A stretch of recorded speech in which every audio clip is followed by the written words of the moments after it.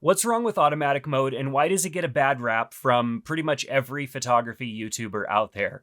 Well, let's talk about what automatic mode is, why you would want to use it, and why you would want to use some of the other modes. Now, I had created a course quite a while ago on getting out of automatic mode and learning how to shoot in manual mode. It's a free course that I put out probably 12 or 13 years ago, maybe even more, and I've revamped that course last year, and it teaches you how to get into manual mode. But manual mode isn't the end all for photographers. There are a lot of other good options that you can choose to get the creative look that you're going for your images. Now, when we get our camera and maybe you're a relatively new photographer, it's going to come in automatic mode, and you guarantee that you can get decent photos out of shooting with automatic mode, especially on modern day cameras. Automatic mode has gotten really good. But when you get to the point in your photography journey where the photos that you're capturing aren't giving you the look that you're going for, that's when you're going to need to start looking at other modes that your camera has to offer. The reason that you might not be getting that look out of the images that you want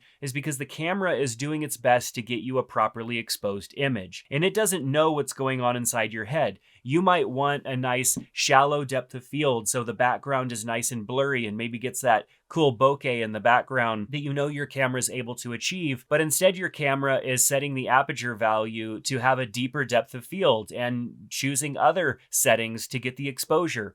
And so in order to force the camera to do certain things, you have to start to look at different modes.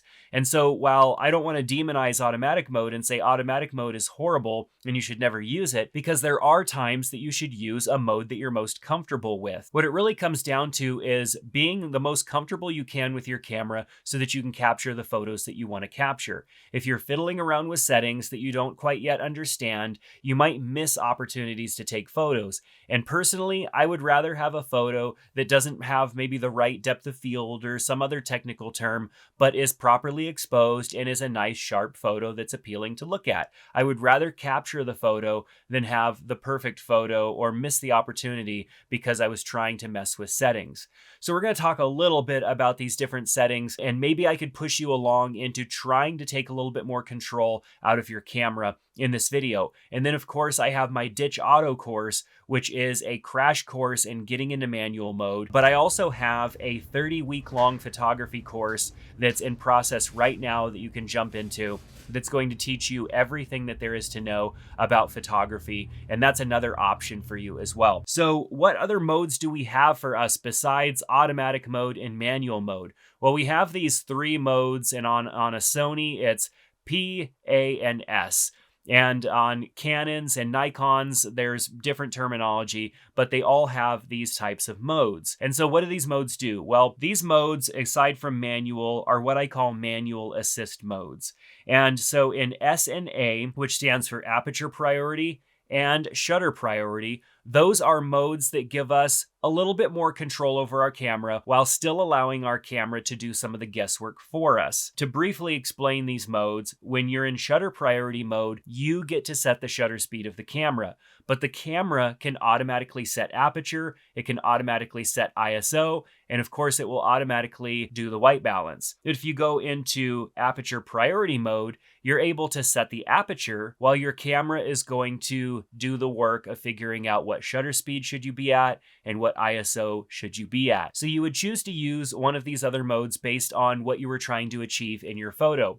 For example, if you wanted that shallow depth of field where everything is super blurry and creamy in the background, you would want to go into aperture priority mode. And when you go into aperture priority mode, you can see here, I can adjust the aperture. You can see my aperture setting is adjusting on the camera. And essentially what that's doing is it's opening and closing the iris on the camera. The aperture that is in here, which looks like the iris of an eye, opens and closes to let a certain amount of light in. And the wider that it's opened, the shallower depth of field your image is going to have. And of course, the wider it's open, the more light that's going to be able to come through as well.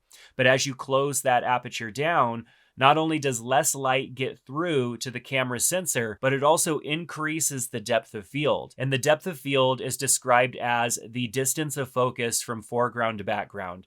And so if you think about the space between my hands, the depth of field gets deeper as my hands get further apart, and as the aperture closes down on the lens, that focal distance gets deeper. And so that means that things in the foreground and things further in the background are going to be easier to see.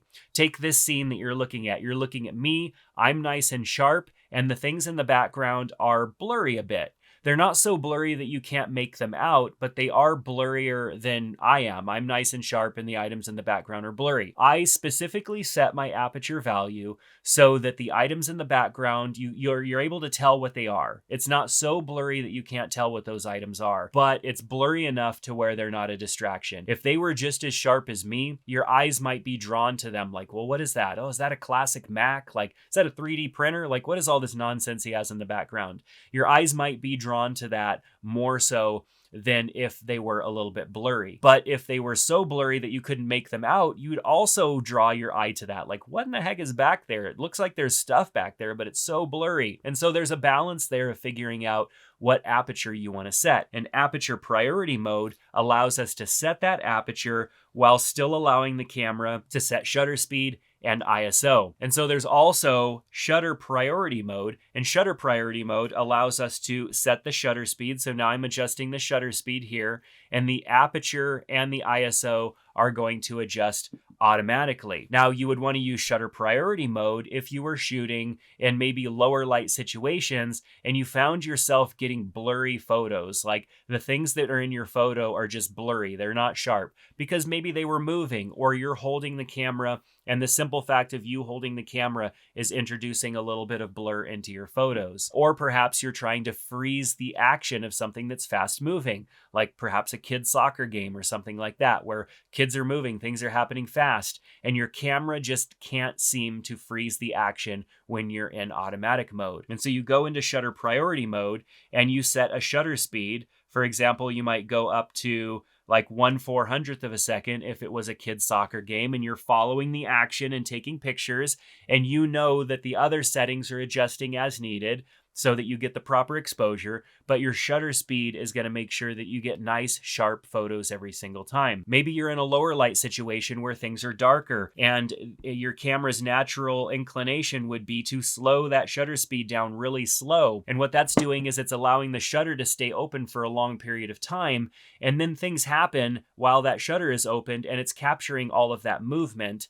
And that movement is creating motion blur. And so you might want to force your camera to say, okay, I am hand holding my camera and taking pictures in this lower light situation. So I know that I need my shutter speed to be no slower than 1/80th of a second, because otherwise I'm going to introduce blur into this shot, and then allow the camera to open up that aperture to let more light in, and also adjust the ISO to let the sensor be more sensitive. So those modes allow you to take a little bit of control over your camera so that you don't allow the camera just to go crazy and figure things out on its own, which most of the time it's going to do a pretty good job. But in some of those trickier situations, or situations where you want more creative control, automatic mode isn't necessarily the best mode to be in. Now, the end all, of course, is manual mode, and going into manual mode means that you have control over the shutter speed, the aperture, and the ISO.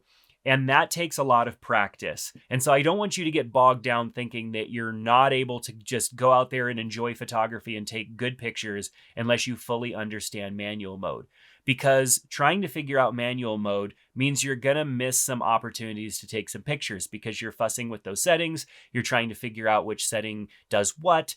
And you might go too far and now you're overexposed, go the other way, now you're underexposed. And it takes time to really figure out those settings. It takes practice, and it takes muscle memory of figuring out your different knobs and toggles on the camera so that you can make adjustments fast. It is a timely process. And so aperture priority and shutter priority are that step between automatic mode and manual mode, and they're a great place to be because you can take a little bit of creative control over your camera while still allowing your camera to do some of the harder work of getting the proper exposure. So what's wrong with automatic mode? Well, automatic mode is an easy setting to be in that allows us just to be in cruise control, and we're not thinking about our photography. We're just thinking about pressing down that shutter button and taking pictures. But at the end of it, we look at those pictures and there's usually something that we're not super excited about with those pictures. It's like, yeah, maybe the action in the photo is great. Whatever we captured is great, but it would have been better if I could tell what was going on in the background, or it would have been better if the background wasn't so distracting. And those little creative decisions that we want to be able to make, we're not going to be able to make if we're in automatic mode. And so that truly is what's wrong with automatic mode and why we should get into some of these other modes. If you want to learn about those modes, check out my Ditch Auto course. It's a free course. It's about 3.5, 4 hours long, and it'll teach you everything you need to know about how manual mode works, how all of these settings work, and get you on your road to practicing. But I don't go into those aperture priority and shutter priority modes that I think are really the sweet spot for most photographers. If you want to learn about those settings as well as a whole bunch of other photography fundamentals, check out my Photography Fundamentals course that is 30 weeks long. It's self-paced, and it's an absolutely fantastic course that's going to teach you everything that you need to know about photography. Check out that link in the description below. If this video was helpful, give it a thumbs up, subscribe to the channel, and we'll see you back in another video.